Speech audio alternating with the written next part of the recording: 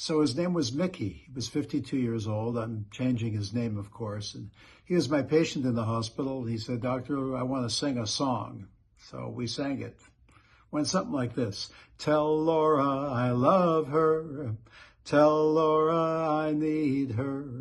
When I was a resident years previous, learning to be a psychiatrist, one of my mentors came up to me and said, "John, let's go to this house where there's people who have mental difficulties." So we went, and sure enough, it was a house filled with about 15 people with schizophrenia.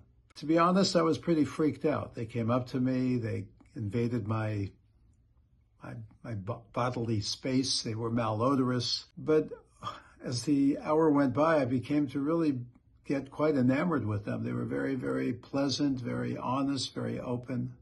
And when I finished my psychiatric residence, I actually wound up working there and took care of them and really got to know them. I really came to love them, and we really enjoyed each other. Schizophrenia, what is it? Well, many people think of schizophrenia as something like double personality, split personality, but that's not really what it is. First of all, schizophrenia, it affects people usually in their late teens and their early 20s. It cuts across virtually all socioeconomic groups, and it affects about 1% of the world's population, which when you think about it is quite a few people. What happens in schizophrenia is both positive and what we call negative symptoms. And sadly, the vast, vast majority of schizophrenia never return to their previous level of optimal functioning. The positive symptoms, well, they can have hallucinations. These are usually auditory hallucinations, hearing voices. The voices are usually outside of their head, not inside of their head. In the worst cases, these hallucinations are command hallucinations, telling them to do things that may actually not be safe to themselves or to others. When this kind of thing happens, well, they can oftentimes wind up in a psychiatric hospital. They also can have delusions, grandiose delusions, thinking they have special powers, or paranoid delusions, thinking that people are coming after them, or there's some cartel that's plotting against them. They think they can read other people's minds, or they think people can read their minds. Those are the usual positive symptoms. Then there's what we call negative symptoms, where they really are not functioning. And that is true. They usually don't take good care of themselves. They can be quite malodorous. They wind up not brushing their teeth, taking showers, brushing their hair, taking care of themselves. They usually can't really multitask too well, and so they tend to have jobs, if they have jobs, which is sort of doing the same thing over and over again. They usually don't do so well academically and oftentimes have to drop out of college, or their social network begins to diminish because they don't pick up on the normal social graces. So back to Mickey.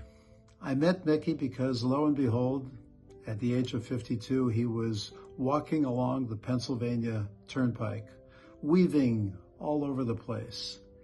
The police were contacted, and they picked him up, and he landed in my psychiatric hospital. And so I met Mickey. "Mickey," I said, "what brings you here?" He said, "Doctor, please let me out of here. I got to go. I got to go to Philadelphia to find Laura." Well, of course, Philadelphia, when he was on the Pennsylvania Turnpike, was 250 miles away, and there he was walking. I said, "Laura, when did you meet Laura?" He said, "Well, it was back in college, back at Penn State, when I was a freshman." I said, "Oh, okay, well, how long did you know her? Did you date her?" He said, well, no, actually, I never dated her. She was in my class, my freshman class, and I actually never really talked to her. But doctor, the way she looked at me, those eyes, the way she looked at me, she loves me, doctor, and I love her, and I've never forgotten her." Well, of course, sadly, in his freshman year, Mickey had fallen into psychotic thoughts, thinking that he could read other people's minds, they could read his. His life fell apart. He had to drop out of school.